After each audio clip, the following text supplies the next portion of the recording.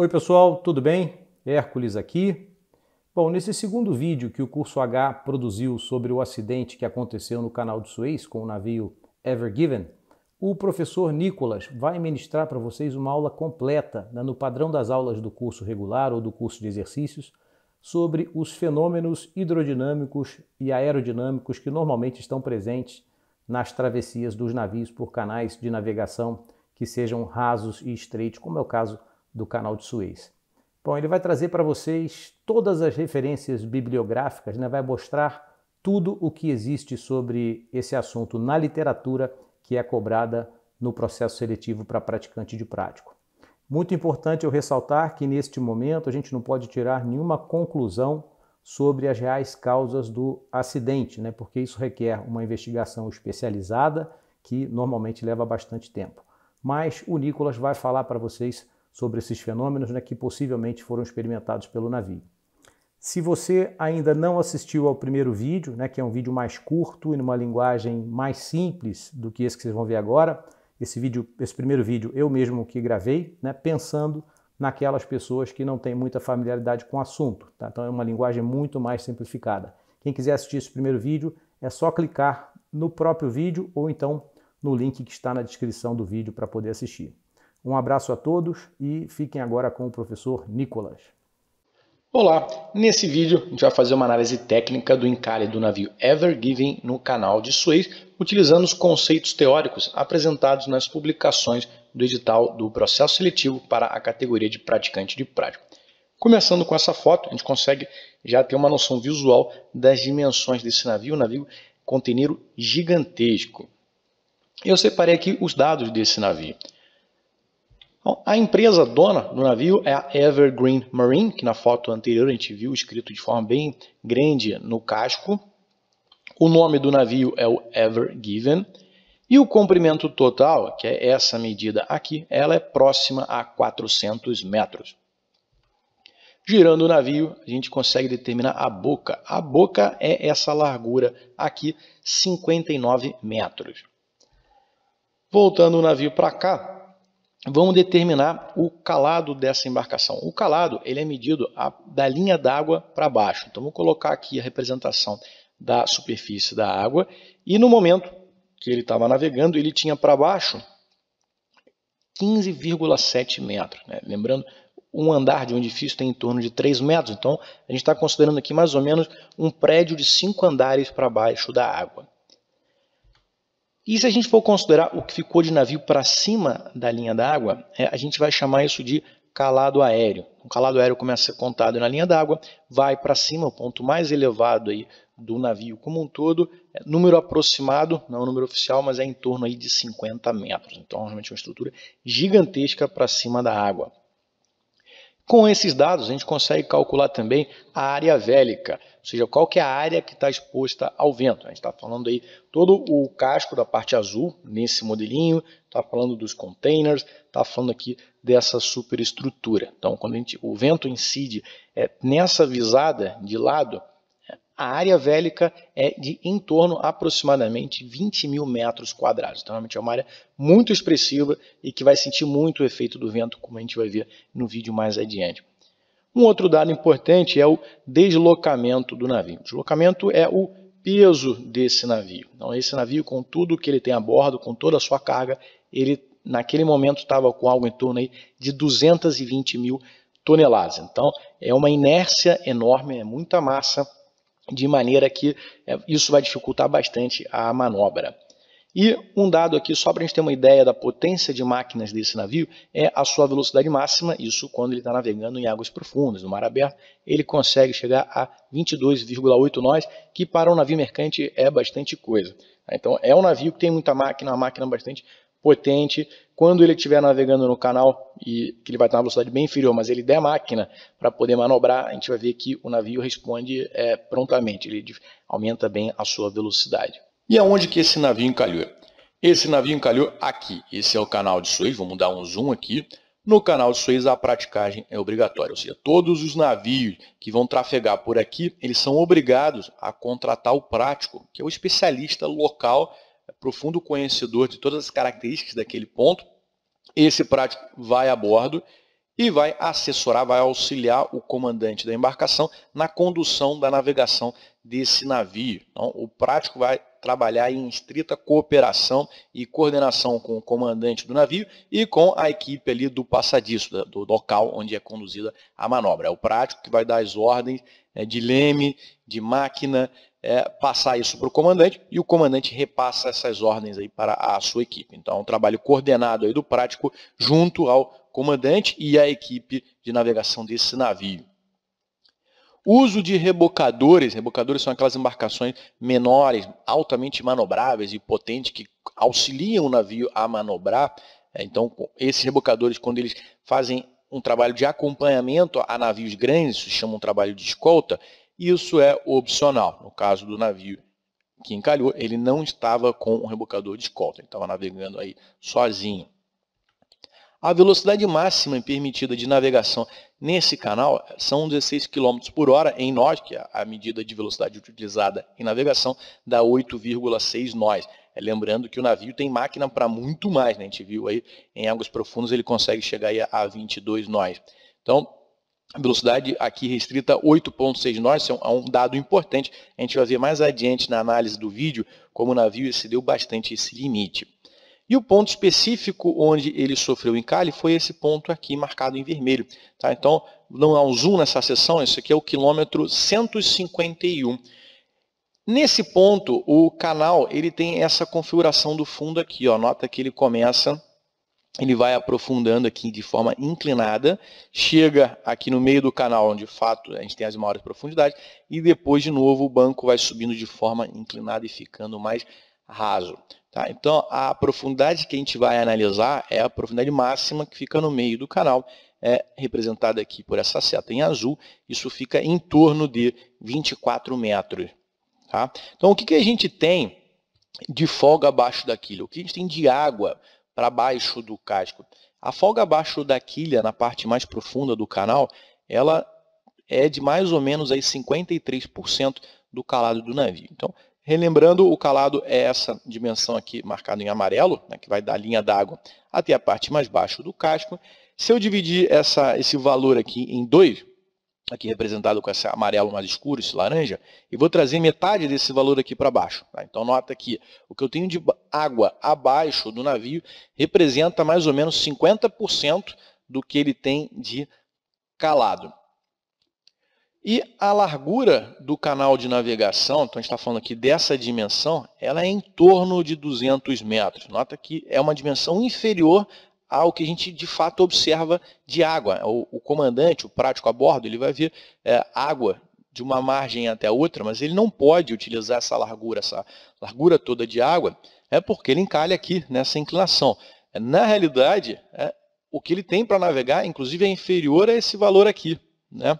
Então, o quadro de boias, a gente vê aqui marcado, ó, a boia está aqui de um lado e do outro, o prático nem sequer pode se aproximar muito da boia, porque ele também já está aí encalhando o navio. Então ele tem, de fato, uma largura aí bem restrita para ele poder navegar, ou seja, esse navio ele tem restrição embaixo do casco, aqui tem muito pouco espaço, assim como lateralmente. Tudo isso vai afetar a manobra, como a gente vai ver agora na sequência. Vamos passar agora para as publicações do edital, começando com o PNA Controlabilidade. PNA é a abreviatura em inglês para Princípios de Arquitetura Naval. Esse livro, na sua página 279, diz que, com relação à performance de manobra, águas rasas pode ser definida como uma água na qual a ratio of water depth to the ship draft seria a razão de profundidade para o calado do navio, ela tem um valor de 3 ou menos, ou seja, a gente tem aqui o calado do navio, eu vou considerar 3 vezes esse valor, então a gente está falando aqui dessa seta em azul. Então, quando o fundo do oceano estiver aqui, né, ou mais elevado, tiver um valor menor que 3, a gente já considera isso água rasa, isso já afeta a performance de manobra desse navio.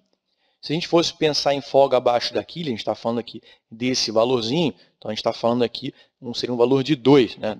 Você tem o calado está aqui, a gente está considerando 2 vezes o calado da embarcação para baixo d'água. A gente lembrando o navio Ever Given estava com apenas 50%. Então, pensando em performance de manobra aos olhos da controlabilidade, esse navio já estava bem afetado.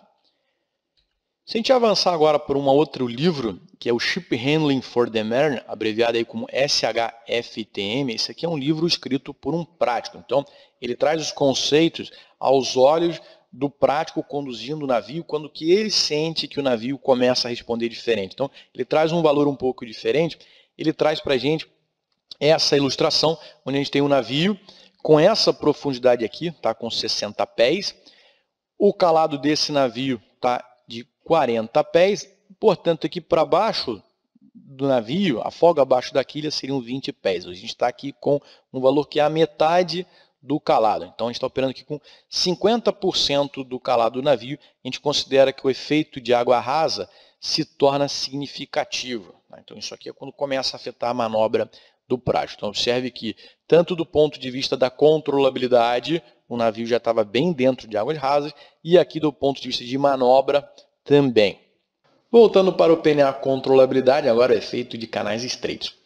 Quando o navio se move em água que ela não tem restrição nem em profundidade nem em largura, as linhas de escoamento passam não apenas pelas laterais do navio, mas também pelo fundo do navio. Então, nessa imagem, a gente está vendo do fundo do oceano, está vendo o navio por debaixo, a gente vai ver o escoamento passando aqui pelas laterais e por baixo do navio, contornando o casco.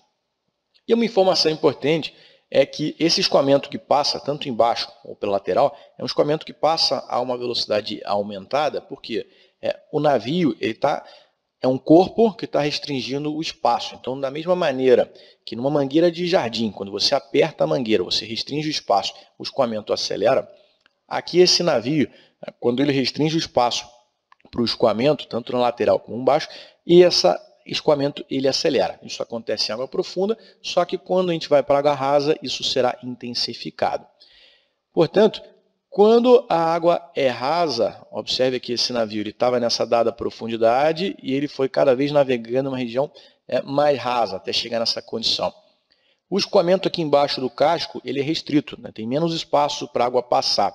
Isso causa um maior escoamento nas laterais. Então, essa restrição de espaço aqui embaixo vai fazer com que a água que passa aqui embaixo passe a uma velocidade maior, né? De novo, a mangueira do jardim tem menos espaço, você comprimiu a mangueira, o escoamento acelera, só que só isso não resolve. Tem parte dessa água que não vai conseguir passar aqui por baixo, que ela se desloca, ela passa a passar pelas laterais do casco. Então, a lateral do casco passa a ter um volume maior de água passando, que também aumenta a sua velocidade, e esse aumento de velocidade faz com que ocorra uma mudança nas forças laterais, que a gente vai estudar na sequência, e os momentos, o momento é a alteração da proa atuando nesse navio. Então, tudo fica intensificado por conta aqui dessa água rasa. Só que no caso do nosso navio encalhado, além de ser raso, a gente tem restrição de largura. Então, temos a restrição de profundidade, tem a restrição aqui de largura. Portanto, essas derivadas hidrodinâmicas, essas forças, esses momentos, são ainda mais alterados do que se fosse simplesmente água rasa sem a restrição lateral. Todos os efeitos eles ficam intensificados. Então, o primeiro efeito importante que a gente tem que ter em mente é na medida que a gente tem um escoamento passando em alta velocidade aqui embaixo do casco, por conta dessa restrição de espaço, vai ocorrer um fenômeno que está descrito muito bem nessa publicação, que é o Squat Interaction Maneuvering, que é o efeito squat. Então, o efeito squat ele é a soma algébrica do bodily sinkage e do trim ratio. Então, o que é o bodily sinkage? Como a gente concluiu, o escoamento aqui embaixo do navio está passando acelerado, ganhou energia cinética. Né? Como nada acontece de graça, esse aumento de velocidade leva a uma queda de pressão embaixo do navio, de maneira que o navio ele afunda um pouquinho. Então, ele já estava com pouca folga abaixo da quilha, vai ficar com menos ainda, porque ele tem um afundamento. Em adição, dependendo da forma do casco, ele ganha uma inclinação para avante ou para ré. Eu vou representar aqui para avante, para facilitar a perspectiva. Então, o navio ele dá uma inclinadinha, que também reduz ali a folga abaixo da quilha, nesse caso, avante. Então, isso tudo é chamado de ship squat. Isso vai ser um problema, porque vai facilitar com que o navio encalhe, né, que ele toque o fundo, assim como prejudica a manobra, porque o navio ele está mais dentro do trilho, que a gente chama. O navio, quando ele afunda, ele encaixa mais na água, ele fica mais dentro da água, mais dentro do trilho, vai ficar mais difícil de você conseguir manobrar. Portanto, a publicação Tug Using Import, na sua parte que trata de águas rasas, traz para a gente que isso leva a uma diminuição do efeito do leme. Você dá leme e o navio não responde direito, justamente porque ele está dentro do trilho. Entendido o efeito de águas rasas e restrição lateral, vamos ver qual que é o efeito do vento no navio. Quando a razão, velocidade do vento, para a velocidade do navio. Então, vamos pegar um exemplo numérico fácil aqui de visualizar. Digamos que esse navio esteja a 10 nós, se o vento for 30 nós, a gente tem aí uma razão de 3. Então, quando essa razão ela é grande, isso tem um apreciável efeito no controle do navio. Dessa maneira, mesmo um vento moderado pode fazer um navio avançando a baixa velocidade difícil de controlar. Então, esse navio conteneiro, dentro aqui de áreas abrigadas, dentro de uma área portuária, ele vai estar navegando devagar, provavelmente bem menos desses 10 nós que eu disse. Então, não precisa de um vento de 30 nós. Um vento com um valor bem inferior, moderado, já pode fazer com que seja um problema pensando em controlabilidade. E o efeito desse vento ele vai aumentar na razão direta a partir de 3 variáveis. A primeira, qual que é a parte acima da água? Qual que é o casco, superestrutura, no caso do navio encalhado, todos aqueles containers. Qual que é a distância do centro de área lateral ao LCG? A posição aí do centro de gravidade longitudinal. Então, eu tenho aqui a superfície da água, eu tenho aqui o centro de gravidade, por exemplo, nesse ponto aproximado. E o centro de área lateral, ou seja, o ponto de aplicação da força do vento, a gente vai posicionar ela um pouquinho mais para a popa, né? Considerando aí que tem a superestrutura aqui desse navio que traz uma área grande. Então vamos colocar aqui o centro de atuação do vento mais ou menos aqui nessa região. Tá? Então eu tenho aqui essa seta em amarela, esse aqui representa o braço que vai fazer esse navio se torcer, o momento que esse navio vai ter, de maneira que ele vai alterar a direção da sua proa. E o último parâmetro são os coeficientes de arrasto aerodinâmicos. O coeficiente é um valor que a gente coloca numa equação para saber o quanto que o vento está exercendo de força ou de momento. Então, esses coeficientes eles variam de navio para navio, depende de como é que esse vento está entrando no navio, está entrando pela proa, pelo través, né, pela lateral do casco. Então, essa figura do livro PNA traz exemplos de coeficientes adimensionais, vocês não têm uma unidade aerodinâmica para vários navios, isso plotado aí para uma direção do vento. A direção do vento está representada aqui embaixo. Eu tenho nessa extremidade o vento entrando exatamente pela proa, 0 grau. Aqui, vento entrando pelo través, pela lateral do navio, vento entrando a 90 graus com relação à proa.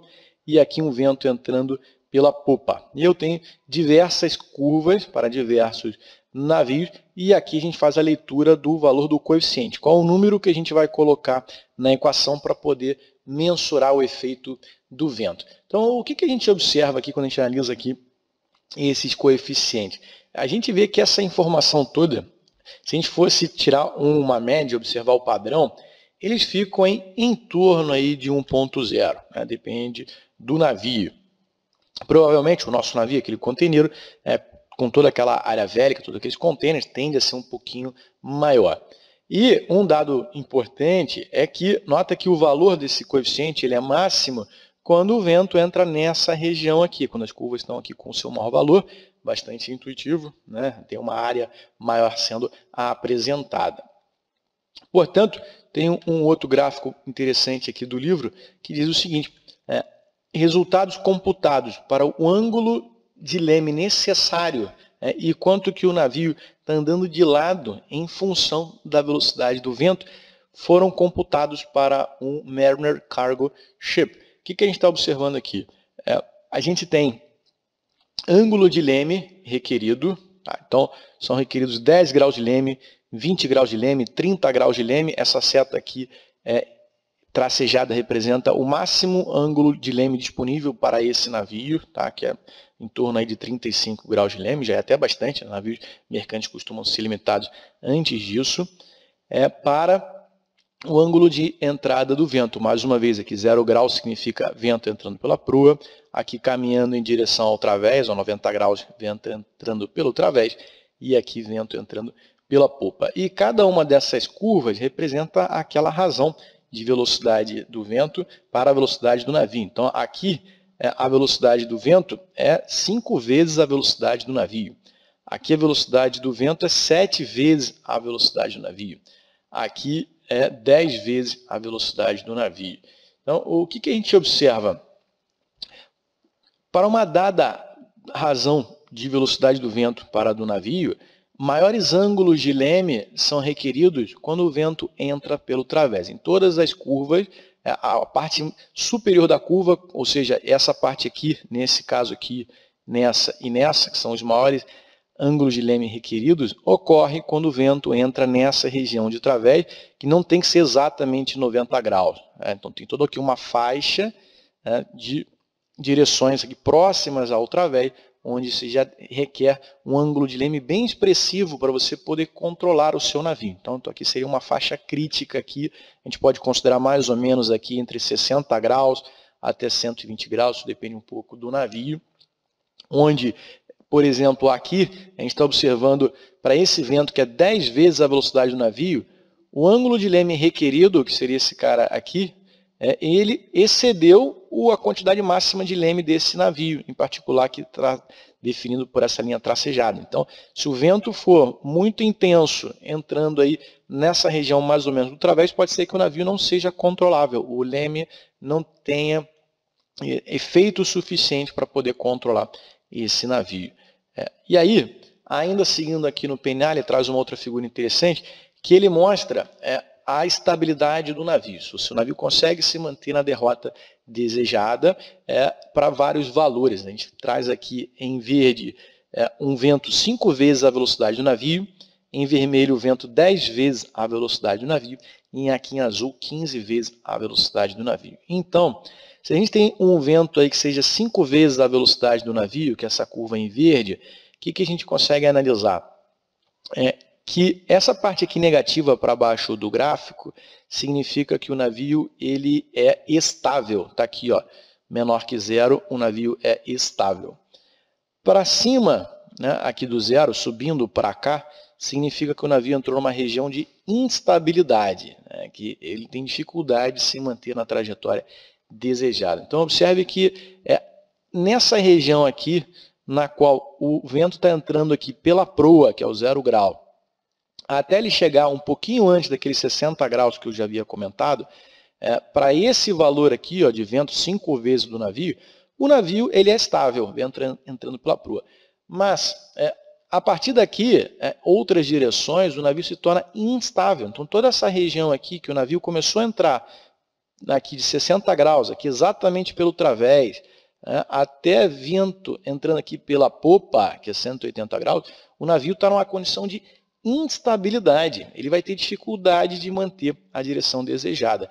E nesse caso aqui, que a gente está analisando essa curva verde, o grau de instabilidade máxima é o vento entrando aqui justamente pela popa. Essa região aqui é o pior momento da curva, tá? Porque você tem ali um navio com segmento avante, indo adiante, vento entrando ali mais ou menos pela aleta, qualquer força aplicada ali, isso intensifica muito a condição de instabilidade. Mais facilmente o navio vai perder a sua proa, né? Lembrando que um navio com o segmento avante, o centro de giro vai estar mais lá na próxima região da proa, então tem um braço de alavanca bem grande para causar esse efeito de instabilidade.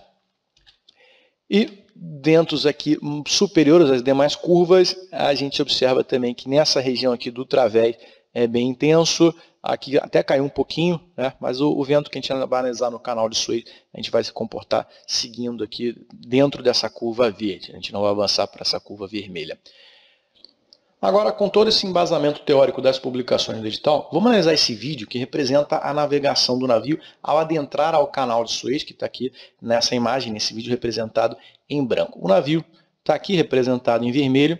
Essa caixinha aqui representa os dados do navio, velocidade, apuramento, a gente vai utilizar isso mais adiante.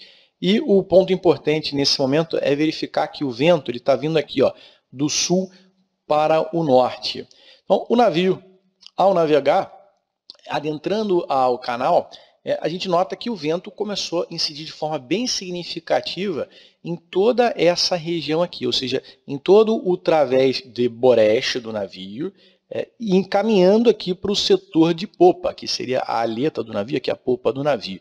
Então, o navio navegando, a gente já viu que a velocidade máxima permitida no canal é em torno aí de 8 nós e meio, que não é muito elevado. Encontrando esse vento foi reportado aí algo em torno de 30 nós, esse é um dado ainda a confirmar, mas essa é a ordem de grandeza. Encontrando adicionalmente rajadas, ou seja, momentos na qual o vento aumentava a sua intensidade, e aí um número que foi reportado também a confirmar em torno aí de 50 nós, com toda aquela área velha, que a gente viu que ela é bem expressiva, esse vento fez uma força muito grande em toda a lateral aqui de Boreste do navio, de maneira que nota que o navio começou a cair para o lado esquerdo, ou seja, ele começou a abater para bombordo, né? O ideal seria que ele estivesse no meio do canal, a gente já nota que ele começou a cair para bombordo por conta aí do efeito do vento. Fazendo um cálculo aqui superficial com os valores reportados, só para ter ideia, isso aí seria um vento equivalente, uma força equivalente a 4 rebocadores empurrando ali no través da embarcação. 4 rebocadores modernos potentes empurrando ali. E em adição a essa força toda sendo aplicada, deslocando esse navio aqui para bombordo, esse vento com essa componente entrando aqui pela aleta também, ela é muito desestabilizante, ou seja, o navio não só ele cai para a esquerda, como ele também tem dificuldade de manter a sua proa. Ele vai estar numa condição de instabilidade. Então temos uma força empurrando o navio e também teremos um momento tentando fazer desviar a proa dessa embarcação. Tudo isso por conta do efeito desse vento. Então o prático, o comandante a bordo, o que eles têm que fazer? Eles vão ter que aumentar a máquina, aumentar um pouco a velocidade da embarcação para que o efeito desse vento ele seja menos significativo. E um outro problema decorrente agora desse abatimento, a gente começa a observar que o navio começou a se aproximar da margem do canal, onde a água ela é bem mais rasa. Então, vamos voltar lá para a literatura para ver o que vai ocorrer por conta dessa aproximação do navio desse banco, nesse primeiro momento aqui, esse banco à esquerda do navio. Seguindo aqui com o PNA, um navio seja simétrico no seu plano XZ, ou seja, um navio seja simétrico de um bordo e do outro, que é o normal dos navios, restrito no seu movimento, de maneira que o seu eixo X, ou seja, ali a sua proa e a sua velocidade estejam exatamente colineares com a linha de centro de um canal. Então vamos colocar aqui um canal que ele seja constante e simétrico dos dois lados, um canal perfeito. Vamos considerar aqui a linha de centro do canal. E vamos dizer aqui que o navio, então, está navegando exatamente aqui no meio. Ele conseguiu se manter perfeitamente aqui. O que vai acontecer? A gente vai ter o escoamento passando de forma simétrica, tanto do lado de Boreste como do lado de bombordo. Isso significa que o campo de pressão dos dois lados vai ser igual. Vai ter uma pressão negativa de um lado e o mesmo valor de pressão negativa do outro, comparado aí com a pressão ambiente do demais do escoamento. Portanto, esse navio aqui ele não está experimentando nenhuma força que tende a desviar para um lado em nenhum momento que tende a alterar a sua proa. Agora, esse mesmo navio, se ele se move nesse mesmo canal, ainda paralelo à linha de centro, só que ele estiver deslocado a uma dada distância da linha de centro, por exemplo, aqui, que aconteceu lá com o nosso navio, que ele não estava mais no meio do canal, o que vai ocorrer? Bom, então, essa aqui representada em azul seria o afastamento da linha de centro. A gente vai ter perturbação da simetria do escoamento. Então, utilizando a figura agora do livro, a gente tem aqui o navio representado. Observe que do lado inferior da imagem, que seria o lado de Boreste, aqui da embarcação, o escoamento está comprimido. Portanto, lembrando ainda da mangueira, se você comprimir a mangueira, o escoamento acelera. Então, o escoamento aqui vai estar a uma velocidade superior. E aqui em cima, onde tem mais espaço, o escoamento vai passar mais devagar. Então, temos uma assimetria aí das linhas do escoamento e, por consequência, do campo de pressão ao redor desse casco. Limpando aqui a imagem, o que vai acontecer? Esse aumento de velocidade do escoamento próximo ao casco, próximo à parede, mais próximo ao casco, nesse exemplo aqui nessa figura seria este lado, acoplado à redução de velocidade que a gente está observando aqui em cima, nessa parede aqui mais distante. Então, vamos colocar aqui o campo de pressão. Aqui a gente vai ter um campo de pressão negativo mais intenso desse lado. Cria uma força que suga o navio em direção à parede mais próxima. Então, eu vou ter aqui essa força tendendo a trazer o navio ainda mais próximo ao canal. E temos também um momento que tende a girar a proa em direção à parede mais distante. Por quê? A gente tem o navio, está aqui representado, se deslocando na água, a água tem viscosidade, o navio carrega certa massa d'água com ele, chamada de camada limite aqui representada. Essa água que o navio arrasta com ele, por conta da viscosidade, ela cresce da proa caminhando em direção à popa, criando essa massa d'água aqui, parece uma saia, né? E o que ocorre? Bom, nota que agora, por conta que dessa água toda sendo deslocada junto com o navio, como se isso aqui fosse integrante do casco do navio, essa massa d'água que ele carrega, esse espaço especificamente aqui na região da popa fica ainda mais restrito. Portanto, a gente pode colocar um campo ainda mais negativo aqui nessa região. Portanto, como a popa está sendo sugada aqui ainda mais em direção ao banco, está sendo sugada mais do que a proa, o que vai acontecer é que a gente vai ver um desvio, um momento que tende a direcionar a proa do navio para fora desse banco aqui mais próximo. Portanto, a proa está sendo direcionada em direção à parede mais distante. Dessa maneira, a gente conclui que a operação em canais leva a uma sensibilidade do aproamento que não existe no mar aberto, né? Senão, no mar aberto, não tendo essa restrição lateral, não existe essa assimetria do escoamento de um e de outro bordo do navio. Portanto, esse afastamento aqui da linha de centro é um dado muito importante, né? Quanto mais afastado da linha de centro, pior é esse efeito. Se mais intensificado fica esse efeito de sugar o navio e alterar a sua proa de forma involuntária. Então, temos aqui representado o navio sendo sugado e a proa sendo desviada para fora do banco. Então, o aumento desse Y0, o aumento desse afastamento, ele leva a um aumento dessa força aqui representada. Isso aqui é uma bola de neve, né? Vai se intensificando, cada vez você comprime mais esse espaço aqui, e que também leva ao aumento aqui deste momento, né? De mais uma vez, o aumento aqui dessa distância intensifica isso aqui. Então, é algo que se retroalimenta. Vamos passar agora para uma outra publicação, o Ship Handling for the Mariner, que trata desse mesmo assunto e traz algumas informações adicionais.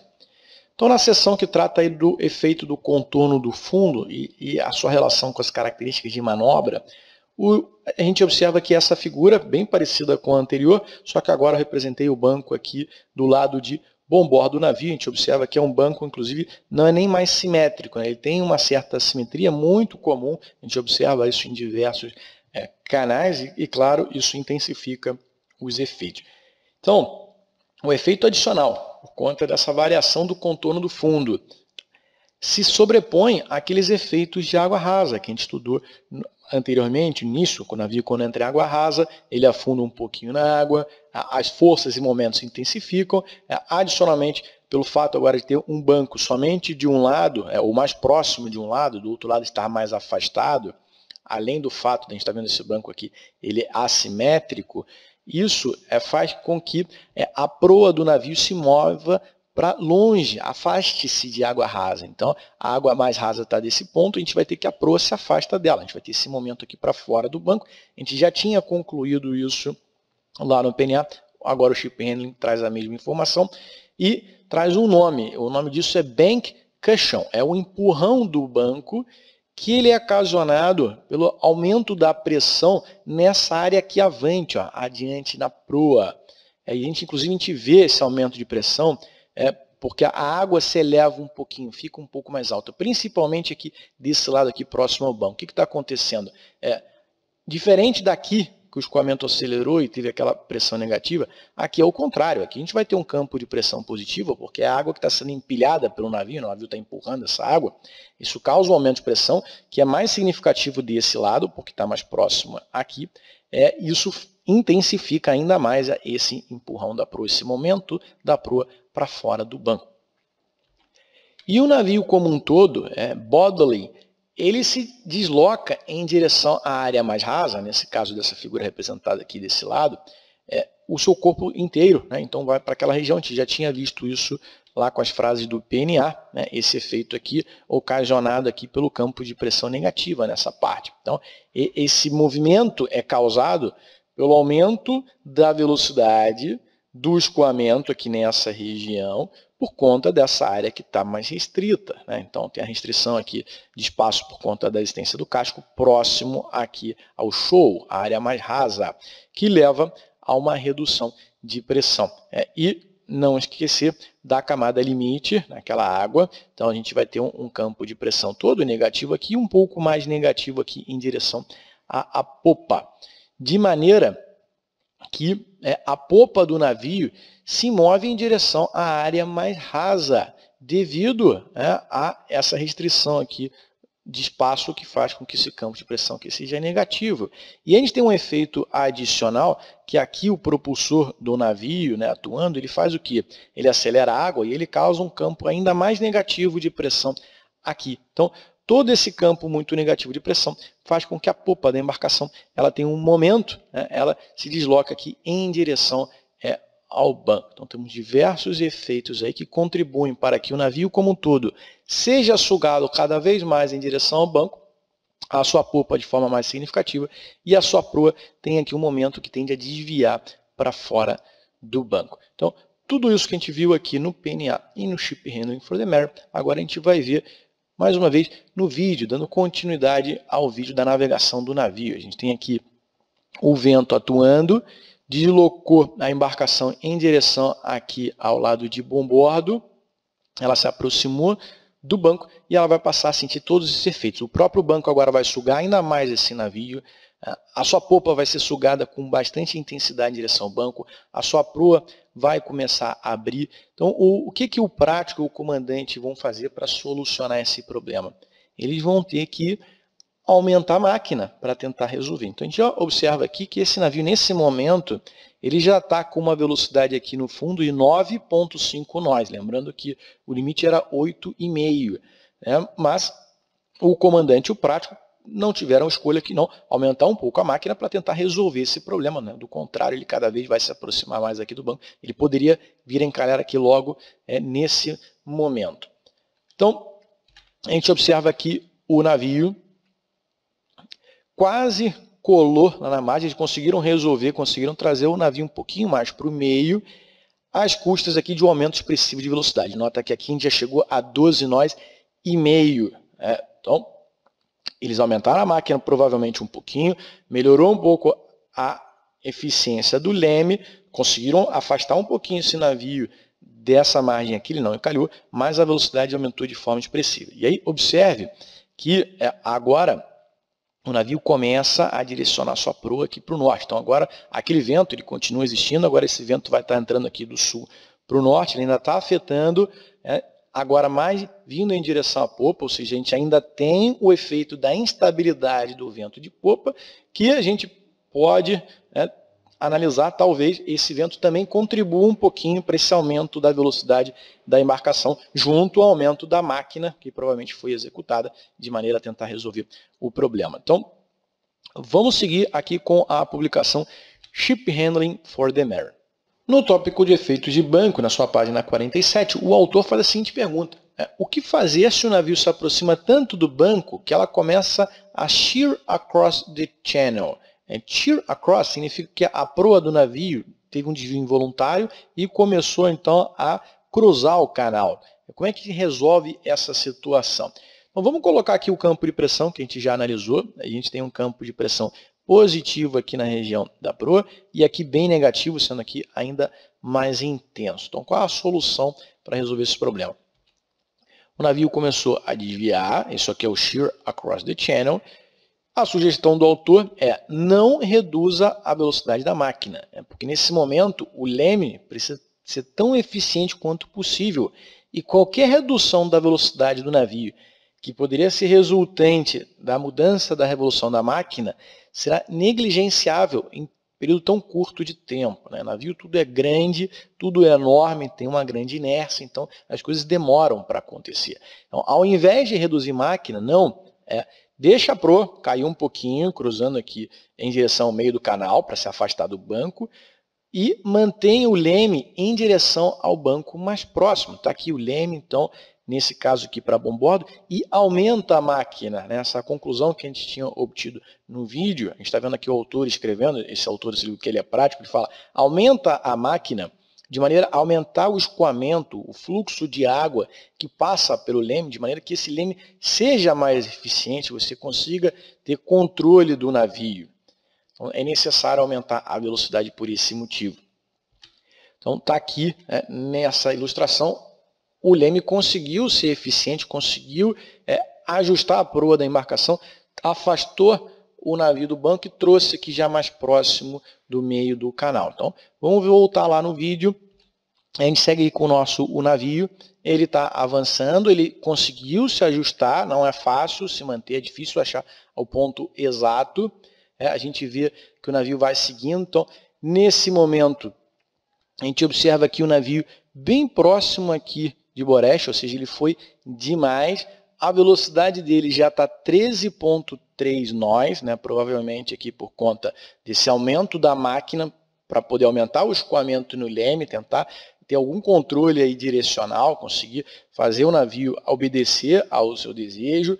A gente pode também pensar naquele vento que vem do sul para o norte, nesse momento está pegando exatamente aqui pelo setor de popa. Aquele vento, além de ser desestabilizante, também pode ter levado aí a um aumento da velocidade. A gente só vai saber de forma precisa quando sair o resultado do inquérito, os dados oficiais aí de máquinas e condições ambientais.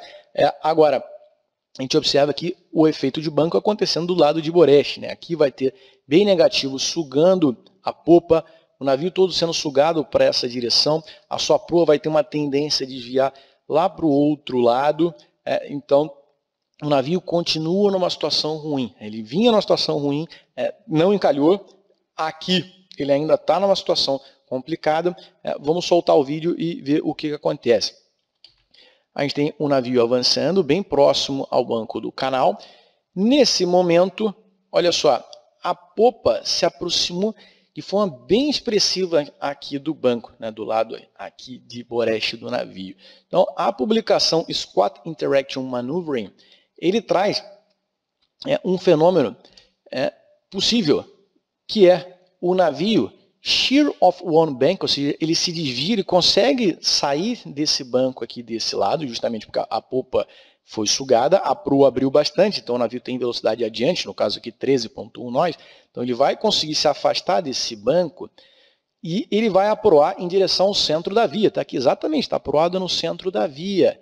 Só que aqui ele está com ângulo em direção ao banco oposto. Se ele seguir aqui em linha reta, ele vai vir em direção agora ao banco que fica ao seu lado de bombordo, que é o que a gente está vendo aqui.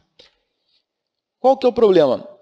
Se esse ângulo for um ângulo correto, for um ângulo na qual o navio não encalha, aqui vai ter um aumento de pressão expressivo que vai empurrar essa proa de volta para o meio do canal. Então, esse foi um ângulo correto, na qual o navio ele guinou, ele girou, sobre a influência do bow cushion. O bow cushion é uma outra palavra, um outro termo para aquele bank cushion, aquele empurrão do campo de pressão positiva aqui na região da proa. Então, ele vai conseguir deixar esse banco aqui, ele não vai encalhar nesse banco, então ele não vai tocar o banco e ele vai aproar para o outro lado da via. Então, está aqui ele aproando para o outro lado da via. Só que agora, esse ângulo em direção ao canal, nota que é um ângulo que já está fazendo com que não seja possível ter de novo esse efeito do bow cushion, de empurrar a proa para fora. Ou seja, o autor nos diz que normalmente esse processo ele é divergente e essa reflexão não ocorre uma segunda vez. O navio vai encalhar, né? Dessa vez, sim, o navio já aproou tanto em direção ao banco que aí, de fato, ele vai encalhar. Nota que a velocidade dele já está aqui a 11,5 nós. Nesse momento que ele toca o banco, aqui ele vai encalhar, então ele vai ter toda essa energia cinética correspondente a essa velocidade, sendo reduzida aí até zero.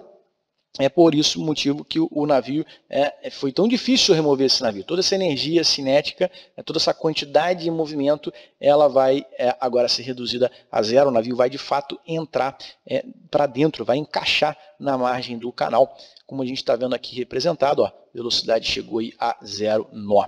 Então, nessa foto aérea, a gente consegue ver bem claramente como a proa do navio entrou, encaixou aqui na margem desse lado. Esse navio tem 400 metros e esse canal, se a gente for contar aqui, ó, de terra até terra tem 300 metros. Né? O canal de navegação tem 200 metros, mas de uma margem a outra tem 300. O navio com 400 ficou atravessado ao canal aqui. Encalhou, águas rasas, encaixou na margem e a sua popa também estava encalhada, também estava em águas rasas. Então, foi uma operação complexa para tirar esse navio dessa posição. Foram necessários diversos rebocadores, aí, 14 rebocadores bem grandes operando. A gente vê alguns desses rebocadores aqui posicionados. Foi necessário uma draga, que é uma embarcação que remove areia do fundo, remove lama, de maneira a tentar aumentar a profundidade aqui nesse ponto. E nesse ponto foi necessário o auxílio da maré para poder remover o navio dessa posição. Então, qual que seria uma solução para evitar que um problema como esse ocorra no futuro? O livro do PNA traz essa solução. Ele sugere que se as características de manobra do navio sejam tão pobres que seja impossível negociar, ou seja, navegar numa via restrita, como foi o caso lá do canal de Suez, ou como é o caso aqui dessa imagem, onde a gente tem também um navio da Evergreen, aqui passando por baixo de uma ponte. A gente nota aqui que tem restrições aqui de um lado e do outro. Então, uma solução prática é amarrar um rebocador, está aqui o rebocador aqui amarrado com o cabo passado aqui para o navio, operando aqui na popa do navio. Esse rebocador traz estabilidade para o navio. Tem duas maneiras de trazer estabilidade. Ele pode deixar esse cabo aqui levemente folgado, tá? Sem exercer tensão, mas não folgado demais que esse cabo toque a água. E caso o navio necessite de auxílio, aí o rebocador tensiona um pouco esse cabo e aí já dá a estabilidade necessária para esse navio.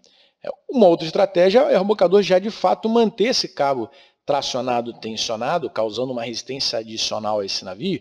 Aí esse navio, para manter a velocidade de navegação, vai ter que colocar um pouquinho mais de máquina, de maneira que vai aumentar o escoamento no leme. Então, o leme se torna mais eficiente e isso também contribui para aumentar a estabilidade do navio. Então, é uma possibilidade, talvez agora para o futuro seja um requisito obrigatório para navios daquele porte, naquelas condições, né? Tem um rebocador de escolta que atualmente é opcional, talvez passe a ser obrigatório, uma maneira aí de evitar que problemas como esse ocorram no futuro.